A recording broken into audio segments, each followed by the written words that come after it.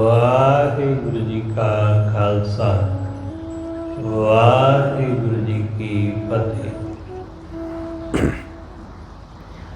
ਪਰਮ ਸਨਮਾਨਯੋਗ ਸਤਿਗੁਰਾਂ ਦੇ ਹਜ਼ੂਰ ਜੁੜ ਬੈਠੇ ਰੱਬ ਰੂਪ ਗੁਰਮੁਖ ਸਤਸੰਗੀ, ਸਤਿਗੁਰੂ ਜੀ ਦੀ ਬਖਸ਼ਿਸ਼ ਮਹਿਰਾਮਤ ਦਾ ਸਦਕਾ ਗੁਰੂ ਦਰ ਤੇ ਜੁੜਨ ਦਾ ਸੁਭਾਗ ਸਮਾਂ ਨਸੀਬ ਹੋਇਆ। ਸਤਿਗੁਰੂ ਜੀ ਦੀ ਪਿਆਰੀ ਬਾਣੀ ਦਾ ਕੀਰਤਨ ਆਪ ਜੀ ਨੇ ਸਰਵਣ ਕੀਤਾ। ਗੁਰੂ ਅਰਜਨ ਦੇਵ ਮਹਾਰਾਜ ਇਸ ਪਾਵਨ ਬਚਨ ਅੰਦਰ ਸਾਨੂੰ ਸੁਰਜੀ ਦਿੰਦੇ ਹੋਏ ਸਮਝਾਉਂਦੇ ਨੇ ਕਿ ਅਸੀਂ ਉਸ ਪ੍ਰਮਾਤਮਾ ਦੇ ਚਾਕਰ, ਉਸ ਪ੍ਰਮਾਤਮਾ ਦੇ ਸੇਵਕ ਹਾਂ ਤੇ ਉਹ ਸਾਡਾ ਮਾਲਕ ਬੜਾ ਭਾਰਾ, ਬੜਾ ਬੇਅੰਤ ਹੈ। ਹਮ ਚਾਕਰ ਗੋਬਿੰਦ ਕੇ। ਸਤਿਗੁਰੂ ਕਹਿੰਦੇ ਅਸੀਂ ਉਸ ਗੋਬਿੰਦ ਦੇ ਵਾਹਿਗੁਰੂ ਦੇ ਚਾਕਰ ਹਾਂ। ਠਾਕੁਰ ਮੇਰਾ ਭਾਰਾ, ਮੇਰਾ ਉਹ ਮਾਲਕ, ਮੇਰਾ ਉਹ ਠਾਕੁਰ ਬੜਾ ਭਾਰਾ, ਬੜਾ ਪ੍ਰਬਲ, ਉਹਦੇ ਜੈਸਾ ਸਮਰੱਥ ਹੋਰ ਕੋਈ ਨਹੀਂ। ਇੱਥੇ ਇਸ ਗੱਲ ਨੂੰ ਜਾਣਨਾ ਕਿ ਗੁਰੂ ਤਾਂ ਆਪ ਪਰਮੇਸ਼ਰ ਦਾ ਰੂਪ ਹੁੰਦਾ ਹੈ। ਉਹ ਆਪ ਪਰਮੇਸ਼ਰ ਜੈਸਾ ਹੋ ਕੇ ਵੀ ਆਪਣੇ ਆਪ ਨੂੰ ਪਰਮੇਸ਼ਰ ਦਾ ਚਾਕਰ, ਪਰਮੇਸ਼ਰ ਦਾ ਸੇਵਕ ਦੱਸਦਾ ਹੈ।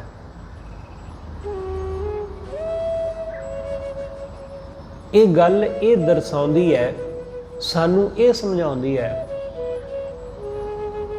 ਕਿ ਨਿਮਰਤਾ ਦੇ ਵਿੱਚ ਹਮੇਸ਼ਾ ਰਹਿਣਾ ਚਾਹੀਦਾ ਹੈ। ਚਾਹੇ ਤੁਸੀਂ ਕਿਸੇ ਵੀ ਮੁਕਾਮ ਤੇ ਅੱਪੜ ਜਾਵੋ, ਚਾਹੇ ਕੁਛ ਵੀ ਹਾਸਲ ਹੋ ਜਾਵੇ, ਵੱਡੇ ਤੋਂ ਵੱਡਾ ਰੁਤਬਾ, ਵੱਡੇ ਤੋਂ ਵੱਡਾ ਅਹੁਦਾ, ਉਸ ਪ੍ਰਮਾਤਮਾ ਵਿੱਚ ਇਕਮਿਕਤਾ ਵੀ ਕਿਉਂ ਨਾ ਹੋ ਜਾਵੇ, ਫਿਰ ਵੀ ਬੜੀ ਨਿਮਰਤਾ ਨਾਲ, ਜਿਵੇਂ ਕੁਛ ਹੈ ਹੀ ਨਹੀਂ, ਹੰਕਾਰ ਰਹਿਤ ਹੈ, ਮੈਂ ਨਹੀਂ ਹੈ ਬਸ। ਜਦੋਂ ਇਸ ਤਰ੍ਹਾਂ ਅਸੀਂ ਅਹੰਕਾਰ ਰਹਿਤ ਹੁੰਦੇ ਹਾਂ, ਅਸੀਂ ਹਉਮੈ ਰਹਿਤ ਹੁੰਦੇ ਹਾਂ, ਤਾਂ ਉਹਦੀ ਰਹਿਮਤ ਦਾ ਮੀਂਹ ਵਰਸਦਾ ਹੈ। ਜਦੋਂ ਅਸੀਂ ਆਪਣੇ ਆਪ ਨੂੰ ਚਾਕਰ ਸਮਝਦੇ ਹਾਂ, ਆਪਣੇ ਆਪ ਨੂੰ ਸੇਵਕ ਸਮਝਦੇ ਹਾਂ, ਤਦੋਂ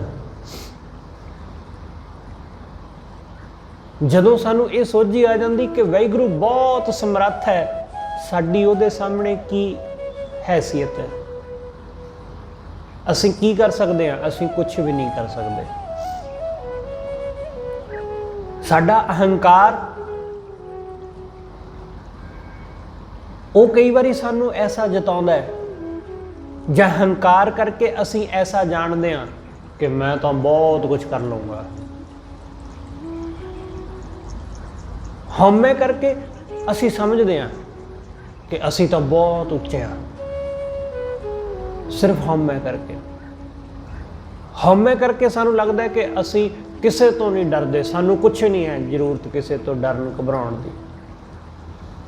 ਸਿਰਫ ਹਉਮੈ, ਹੋਰ ਕੁਛ ਵੀ ਨਹੀਂ। ਇਸ ਲਈ ਇਹ ਅਹੰਕਾਰ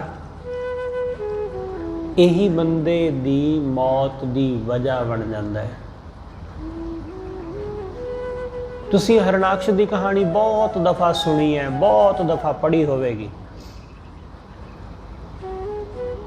ਪਰ ਉਸ ਨੂੰ ਜਰਾ ਇੱਕ ਅਲੱਗ ਨਜ਼ਰੀਏ ਤੋਂ ਦੇਖਣ ਦਾ ਯਤਨ ਕਰਨਾ।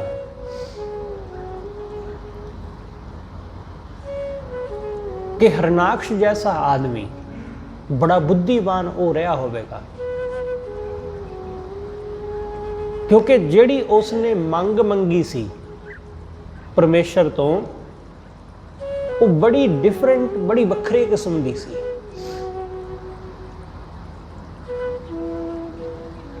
ਉਸਨੇ ਪਰਮੇਸ਼ਰ ਤੋਂ ਐਸੀ ਦਾਤ ਮੰਗ ਲਈ कि वो कदे मरे ना,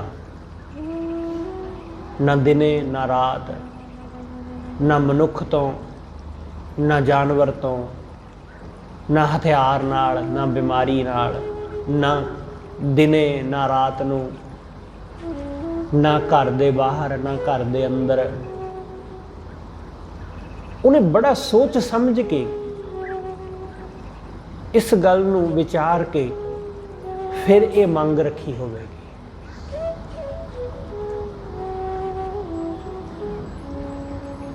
ते उसनूं यही अहंकार कि मैनू मारन वाला ऐसा कोई ना तो हथियार है, ना कोई मनुख है, ना कोई जानवर है, ना कोई बीमारी है, कुछ भी नहीं। इसलिए मैनू कोई की कर सकता है, मेरा कोई की बिगाड़ सकता है। बस उस दा ये मेरा, उस दी ये मैं ही उसनूं लै बैठी। इसलिए जिहड़ा वाहिगुरू दी दात नहीं जानदा, चीज़ां नूं जो सानू मिल जांदियां, जो दातां सानू मिल जांदियां, असीं उन्हां दे मालक समझ लैंदे आ खुद नूं। असीं उन्हां दे उत्ते अपनी मलकीयत समझ लैंदे आ। ते साडा यही अहंकार सानू दुख दिंदा है। सतगुरु कहंदे मालक बनने विच दुख ही दुख है, परमेश्वर दा सेवक बनने विच सुख है। परमेश्वर दा सेवक खुद नूं जानन विच आनंद है। मालक वो परमेश्वर है, वो जो करे ठीक है, क्योंकि जिम्मेवारी मालक दी है, जिम्मेवारी सेवक दी थोड़ी ना। तुसीं अपने घर विच कोई नौकर रखिया, घर दीयां चीज़ां दी जिम्मेवारी घर विच की लेके आउणा है, खाण पीण दीयां वस्तुआं, ग्रोसरी, राशन जो भी है, वो तुहाडी जिम्मेवारी है, वो नौकर दी थोड़ी जिम्मेवारी।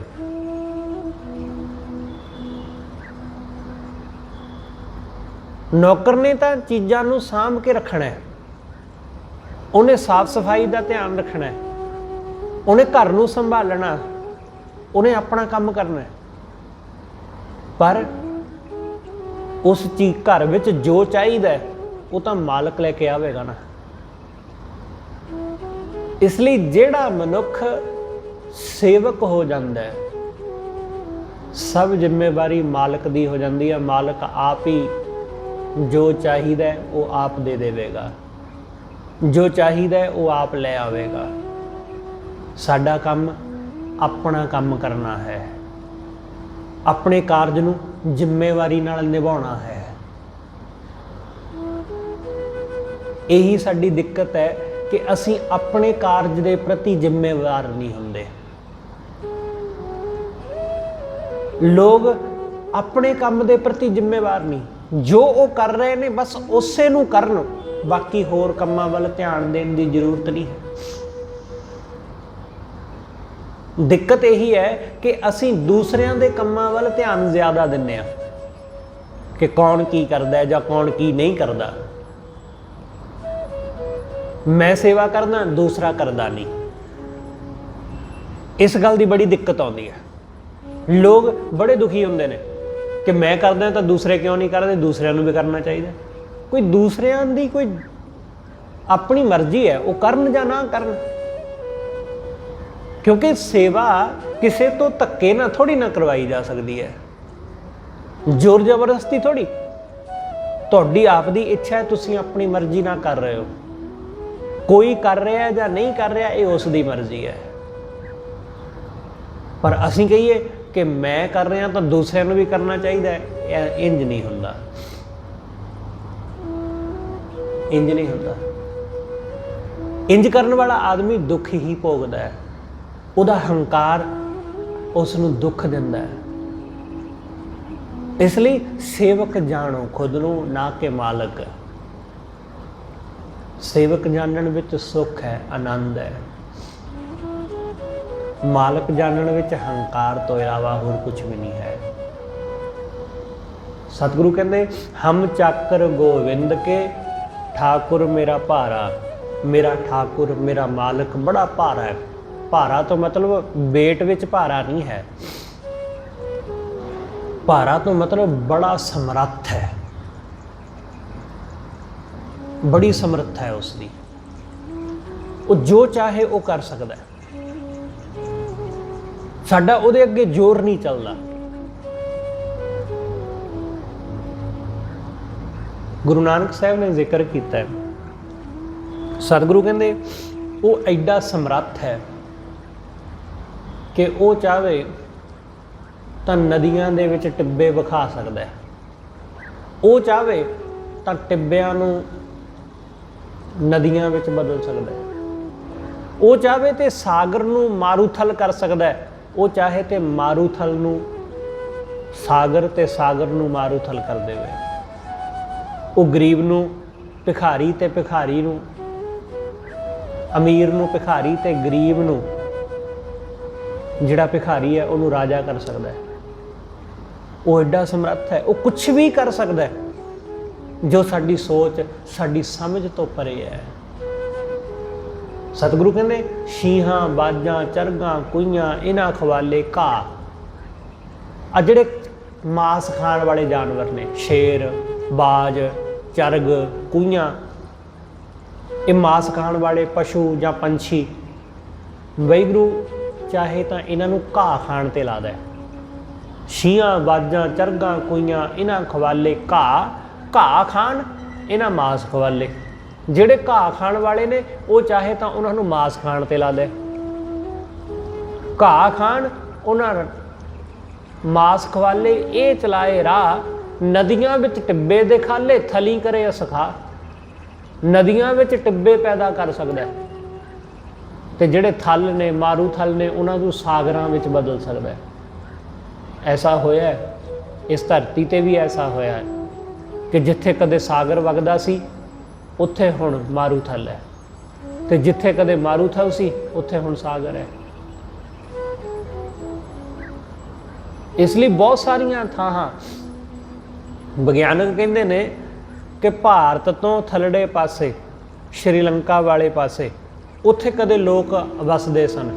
बहुत बड़ा इलाका सी, वो सारा समंदर में डुब गया, हुण पानी हो गया। हज़ारां साल पहला उत्थे कदे दुनिया वसदी सी, पर अज वो खत्म हो गई।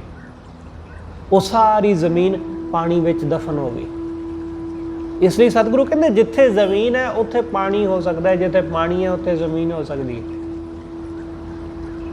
वो बड़ा कुछ करन दे समर्थ है। इसलिए बहुत बारी बहुत कुछ बदलाव आ चुका है, बहुत बारी बहुत कुछ बदल चुका है। नदियां विच टिब्बे ते खाले, थली अस करे असगा, जेते जी जीवै लै साहा, जिन्ने जीव साह लैके जिउंदे ने, जिवाए ताको असा। सतगुरु कहते वो चाहे तो बिना साह तो भी उन्होंने जीवंदे रख सकता है। इसलिए वो जिमें जिमें उसनूं पाउंदा है वो सब कुछ कर सकता है। वो सर्व कला समर्थ है। सर्व कला का मतलब ही है कि सब कुछ करने दे समर्थ है। कुछ भी जो साडे चित्त चेते विच भी नहीं है, जो असी सोच भी नहीं सकते, वो भी कर सकता है। इसलिए सतगुरु कहते ठाकुर मेरा भारा, मेरा ठाकुर मेरा मालिक बड़ा भारा, बड़ा बेअंत, बड़ा समर्थ है। ओ सुहेला सद सुखी, सतगुरु कहते वो हमेशा सुखी। करन करावन सगल विद सो सतगुरु हमारा। सब कुछ करन कारण समर्थ है, सब विधियां दा मालिक। उन्होंने सब विधियां दा पता है, उहदे कोलों कुछ लुकिया नहीं है। जिन्ने भी ढंग तरीके ने वो सब जानता है। इसलिए वाहिगुरू जिस विधि नाल चीज़ां नूं करदा है, असीं कदे भी उस विधि नाल नहीं कर पाते। असीं जो कुछ भी अज तक खोजिया वो वाहिगुरू दीयां चीज़ां नूं वेख वेख के खोजिया। बंदा पंछियां नूं आकाश विच उड़दा देखदा सी, उस उड़दियां होइयां पंछियां नूं ਵੇਖ के बंदे नूं आकाश विच उड़न दी चाह पैदा हुई तो बंदे ने हवाई जहाज खोज लिया।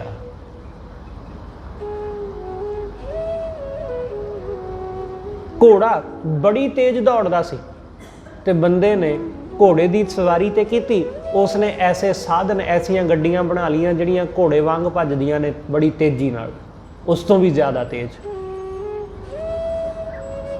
इसलिए जदों भी किसी गड्डी नूं किसी वड्डी चीज़ नूं नाम दिता जाता है जां उहदी पावर दसी जाती है तो वह हाउस पावर दसी जाती है कि इन्ने घोड़ियां दी पावर है, इन्नी उन्हां दे विच ताकत है जिन्नी इन्ने घोड़ियां दे विच हुंदी। इसलिए असीं उहदी कुदरत नूं वेख वेख के चीज़ां नूं खोजिया, जाणिया, बनाया।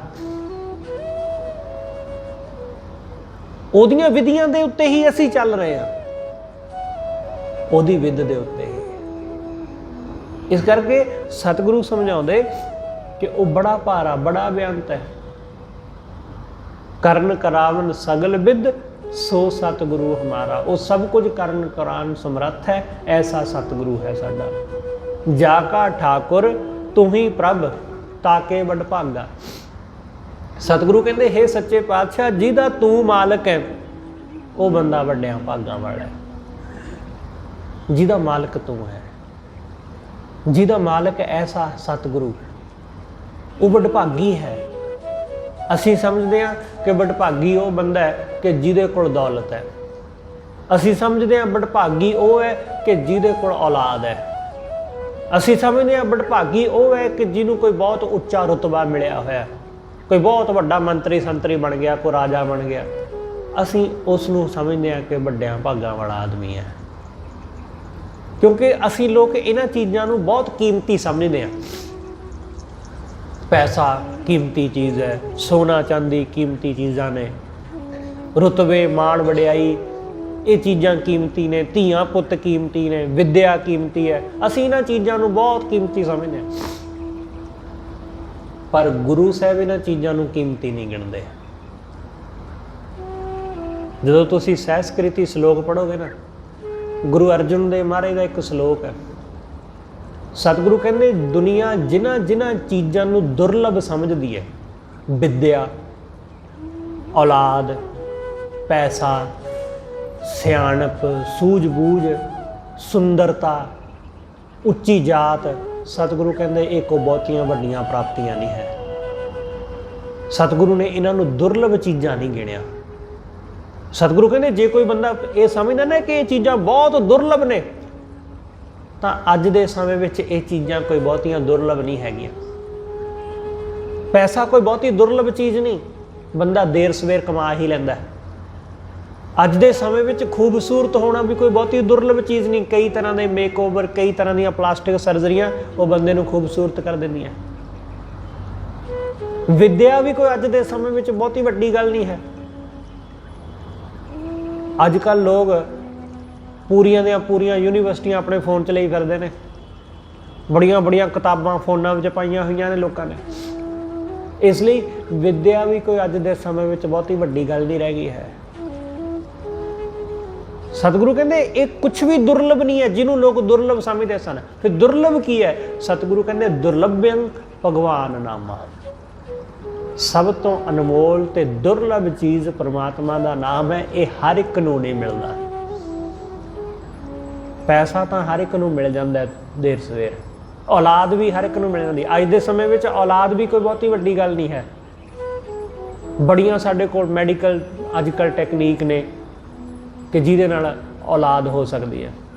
तुसीं बहुत बारी सुनिया होगा 60 साल 75 साल 80 साल के जोड़ियां दे बच्चे हुए ने, जिहदी कदे कल्पना भी नहीं सी कीती बंदे ने कि इस उम्र दे विच जाके भी किसी दे जवाक हो सकता है, पर विज्ञान ने कर विखाया। इसलिए सतगुरु कहते ये भी दुर्लभ नहीं है। दुर्लभ की है? दुर्लभ परमात्मा का नाम। इसलिए बंदे बुढ़े हो जाते हैं, मरण कंढे पहुँच जाते हैं, पर नाम फिर भी जुबान ते नहीं आता। रब का नाम नहीं आता जुबान ते। जुबान ते की आता? धीआं पुत्तां दा नाम। जुबान ते की आता? घर बार, दौलत, शौहरत। ਜ਼ੁਬਾਨ ਤੇ ਕੀ ਆਉਂਦਾ ਕਿ ਮੇਰੇ ਪਿੱਛੋਂ ਇਹ ਸਾਂਭੇਗਾ ਕੌਣ। ਰੱਬ ਦਾ ਨਾਮ ਤਾਂ ਕਿਸੇ ਵਿਰਲੇ ਵਿਰਲੇ ਦੀ ਜ਼ੁਬਾਨ ਤੇ ਆਉਂਦਾ ਹੈ। ਇਸ ਕਰਕੇ ਸਤਿਗੁਰੂ ਕਹਿੰਦੇ ਕਿ ਜਿਸ ਨੇ ਵਾਹਿਗੁਰੂ ਨੂੰ ਆਪਣਾ ਜਾਣਿਆ ਉਹ ਬੰਦਾ ਵੱਡਿਆਂ ਭਾਗਾਂ ਵਾਲਾ ਹੈ। हे ਸੱਚੇ ਪਾਤਸ਼ਾਹ, ਜਿਹਦਾ ਮਾਲਕ ਤੂੰ, ਜਿਹਦਾ ਠਾਕੁਰ ਤੂੰ ਹੋ ਗਿਆ, ਜਾ ਕਾ ਠਾਕੁਰ ਤੂੰ ਹੀ ਪ੍ਰਭ, ਤਾਕੇ ਵੱਡ ਭਾਗਾ। ਸਤਿਗੁਰੂ ਕਹਿੰਦੇ ਉਹਦੇ ਵੱਡੇ ਭਾਗ ਨੇ, ਉਹਦੇ ਵੱਡੇ ਭਾਗ ਨੇ। ਅਸੀਂ ਅਕਸਰ ਇਹ ਗੱਲ ਕਹਿ ਕੇ ਬਚਦੇ ਰਹਿੰਦੇ ਹਾਂ ਕਿ ਜੀ ਵੱਡਿਆਂ ਭਾਗਾਂ ਵਾਲਿਆਂ ਨੂੰ ਰੱਬ ਦਾ ਨਾਮ ਮਿਲਦਾ ਹੈ, ਵੱਡਿਆਂ ਭਾਗਾਂ ਵਾਲੇ ਬੰਦੇ ਗੁਰੂ ਨਾਲ ਜੁੜਦੇ ਨੇ। ਅਕਸਰ ਇਹ ਕਹਿ ਕੇ ਅਸੀਂ ਖੁਦ ਦਾ ਬਚਾਅ ਕਰ ਜਾਂਦੇ ਹਾਂ।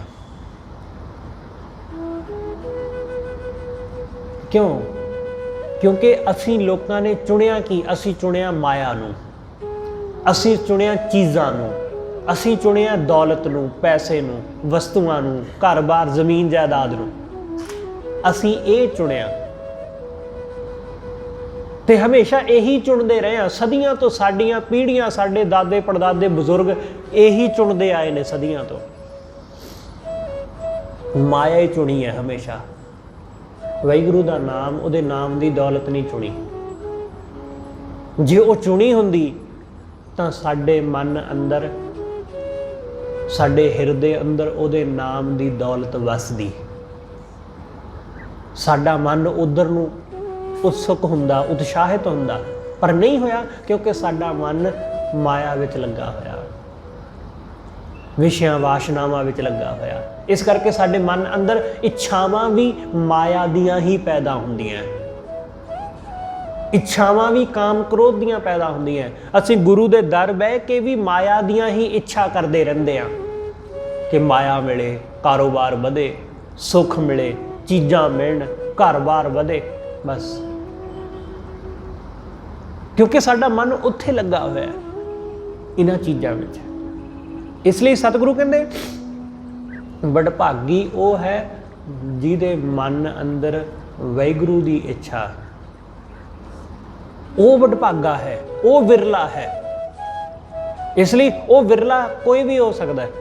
ਤੁਹਾਡੇ ਮਨ ਅੰਦਰ ਪ੍ਰਭੂ ਦੀ ਇੱਛਾ ਪੈਦਾ ਹੋ ਜਾਵੇ, ਤੁਸੀਂ ਉਸ ਪਾਸੇ ਤੁਰ ਪਵੋਗੇ। ਜਿਹਨੂੰ ਗੁਰੂ ਸਾਹਿਬ ਨੇ ਕਿਹਾ ਕੋਟਨ ਮੈਂ ਨਾਨਕ ਕਹੂੰ, ਤੁਸੀਂ ਉਹ ਇੱਕ ਹੋ ਜਾਓਗੇ।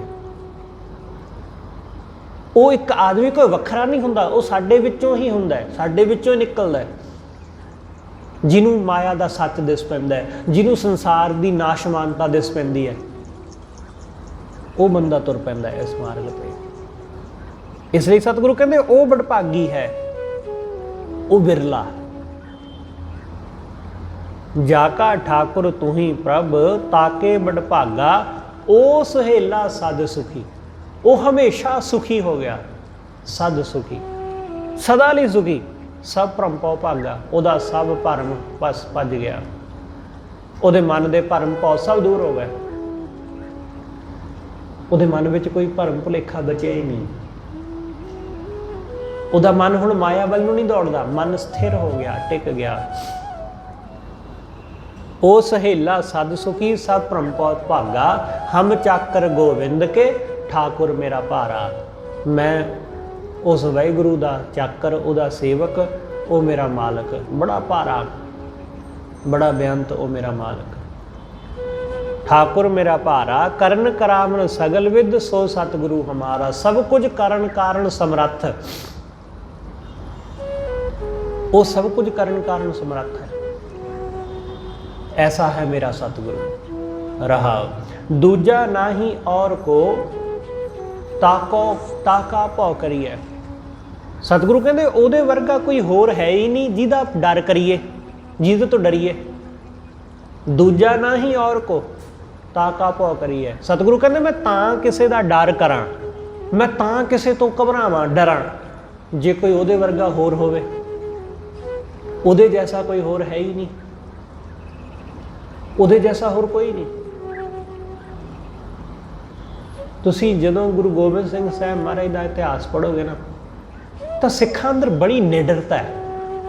ਗੁਰੂ ਹਰਗੋਬਿੰਦ ਸਾਹਿਬ ਮਹਾਰਾਜ ਦੇ ਵੇਲੇ ਗੁਰੂ ਸਾਹਿਬ ਦੇ ਚਰਨਾਂ ਨਾਲ ਜੁੜ ਕੇ ਸਿੱਖਾਂ ਅੰਦਰ ਬੜੀ ਨਿਡਰਤਾ ਆਈ।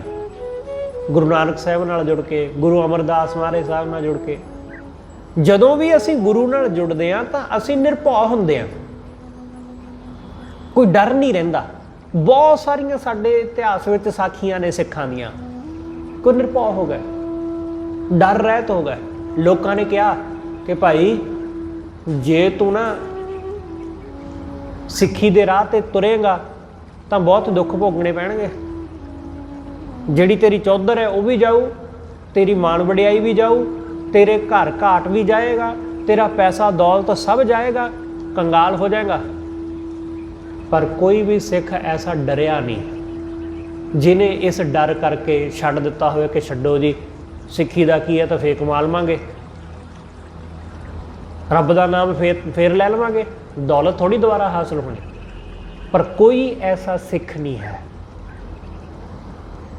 ਜਿਹਨੇ ਇਸ ਡਰ ਕਰਕੇ ਕਿ ਕਿਤੇ ਮੇਰਾ ਨੁਕਸਾਨ ਨਾ ਹੋ ਜਾਏ, ਕਿਤੇ ਮੈਨੂੰ ਕੋਈ ਮੁਸੀਬਤ ਨਾ ਆ ਜਾਏ, ਕਿ ਮੈਂ ਸਿੱਖੀ ਤੋਂ ਕੀ ਲੈਣਾ, ਛੱਡੋ।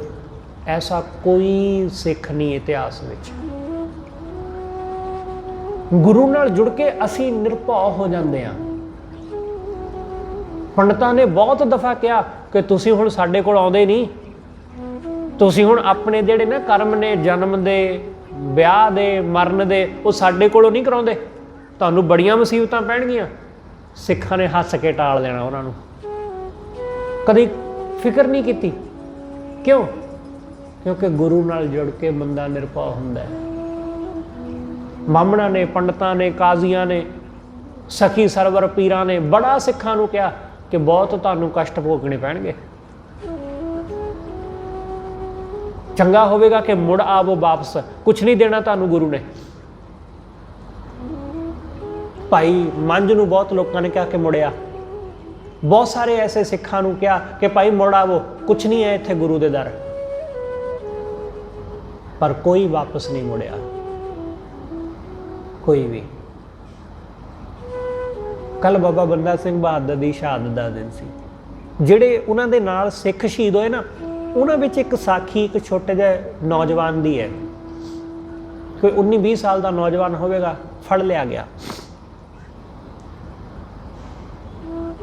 ਉਸ ਨੂੰ ਕਤਲ ਕੀਤਾ ਜਾਣ ਲੱਗਿਆ। ਉਹਦੀ ਮਾਂ, ਉਸ ਨੂੰ ਪਤਾ ਲੱਗਿਆ ਕਿ ਮੇਰੇ ਬੱਚੇ ਨੂੰ ਵੀ ਫੜ ਲਿਆ ਗਿਆ। ਉਹ ਦੌੜੀ ਜਾਂਦੀ ਹੈ, ਉਹ ਫਰਕਸੀਅਤ ਦੇ ਦਰਬਾਰ ਅੱਗੇ ਜਾ ਕੇ ਪੁਕਾਰ ਕਰਦੀ ਹੈ ਕਿ ਮੇਰੇ ਪੁੱਤਰ ਨੂੰ ਬਖਸ਼ ਦਿਓ, ਮੇਰਾ ਪੁੱਤਰ ਸਿੱਖ ਨਹੀਂ ਹੈ, ਉਹ ਭੁਲੇਖੇ ਨਾਲ ਫੜ ਲਿਆ ਗਿਆ, ਉਹ ਗਲਤੀ ਨਾਲ ਫੜ ਲਿਆ ਗਿਆ। ਜਦੋਂ ਉਹਦੇ ਅਹਿਲਕਾਰਾਂ ਨੇ ਸੁਣਿਆ, ਉਹਨਾਂ ਨੇ ਕਿਹਾ ਇਹ ਮੌਕਾ ਵਧੀਆ ਕਿ ਚਲੋ ਕੋਈ ਬੰਦਾ ਤੇ ਲੱਭਾ ਸਾਨੂੰ ਜਿਹੜਾ ਕਹਿੰਦਾ ਕਿ ਮੈਂ ਸਿੱਖ ਨਹੀਂ ਹਾਂ।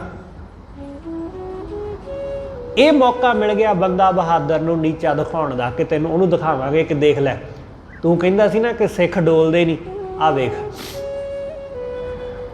ਉਹਨਾਂ ਨੇ ਉਸ ਔਰਤ ਨੂੰ ਜਲਦੀ ਤੋਂ ਜਲਦੀ ਰਾਜੇ ਦੇ ਸਾਹਮਣੇ, ਬਾਦਸ਼ਾਹ ਸਾਹਮਣੇ ਪੇਸ਼ ਕੀਤਾ।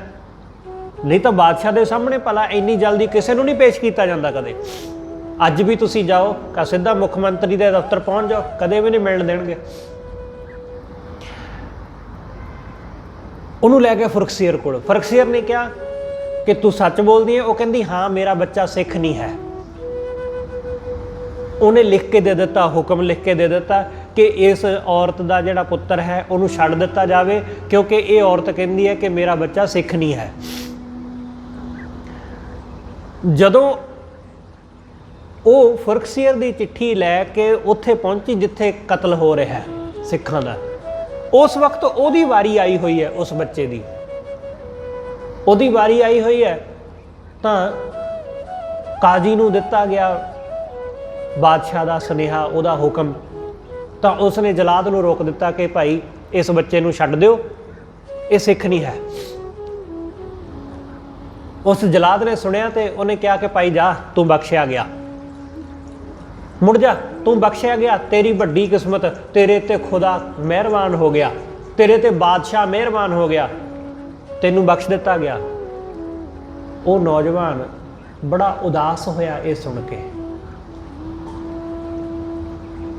ਉਹਦੇ ਚਿਹਰੇ ਤੇ ਉਦਾਸੀ ਛਾ ਗਈ। ਉਸਨੇ ਪੁੱਛਿਆ ਕਿ ਮੇਰੇ ਨਾਲ ਐਡੀ ਬੇਇਨਸਾਫੀ ਕਿਉਂ? जद मेरे बाकी भरावां नूं मेरे सामने तुसीं उन्हां दा सिर धड़ नालों अलग करके शहीद कर दिता, तो मैनू क्यों नहीं? उन्होंने कहा कि बादशाह का हुक्म आया कि तेरी माँ कहती है कि मेरा बच्चा सिख नहीं है, ये सिख नहीं है, इनू गलती ना फड़ लिया गया, तां करके तेनू बख्श दिता, जा चलिया जा। वो कहना मेरी माँ झूठ बोलती है। हुण वेखो, वो चाहता तो अपनी जान बचा सकता सी। सतगुरु कहते गुरु नाल जुड़ के बंदा निरभौ हो गया। वो कहना मेरी माँ झूठ बोलती है, तुसीं अपना छेती छेती काम करो, देर ना लाओ। उन्हें अपना सिर आप उस लक्कड़ के टुकड़े उत्ते रखिया जिहदे उत्ते रख के सिर वड्डे जा रहे सन।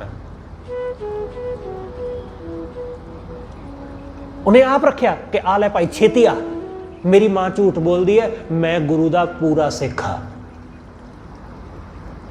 मैं सच्चा सुच्चा गुरु का सिख हाँ, तू अपना काम कर। जदों असीं गुरु नाल जुड़दे हां तां फिर मौत दे डर करके अपने आप नूं लुकाउंदे नहीं कि असीं सिख नहीं हाँ।